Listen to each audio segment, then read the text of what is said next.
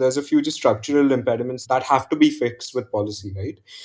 I think the most important one here is the informal sector. So in India, there is a deep set kabadiwala network. Whenever you throw away electronic waste, be it a phone or be it a laptop, after passing through a few hands, it will likely end up at a kabadiwala as its final resting place, where the kabadiwala will scrap it for trace amounts of gold or silver or aluminum or other precious metals, right?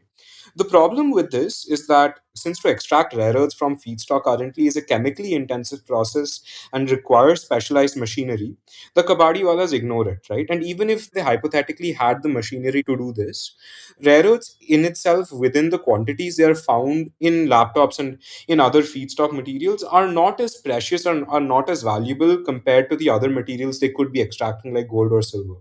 So, because of these reasons, the kabadiwalas or the informal sector generally ignores rare earths. And the problem is that 90% of Indian e waste ends up going to the informal sector, right? As a result of this, it destroys the feedstock. Whatever, even though on paper we have the world's third largest e-waste production year on year, and it's growing. The feedstock is not recovered by people who or by firms that can engage in high value recycling, and it ends up here. And secondly, it is pulling out this e-waste out of the system, and it's only restricted to things that are easy to recover, that use manual processes to recover, right? This is the first problem. There are a few other problems. This is the biggest problem, in my opinion. And a few other problems that come across is that, firstly, with demand, right?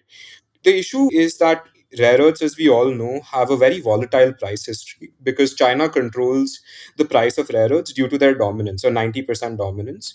And China has previously been known to engage in dumping, right? What ends up happening whenever a new firm outside China comes up and sets up rare earth production or mining, China engages in dumping, wherein they dump rare earths at a very low, cheap, subsidized price, which is subsidized by the Chinese government. And because of this dumping, the firm that is being set up outside China cannot compete.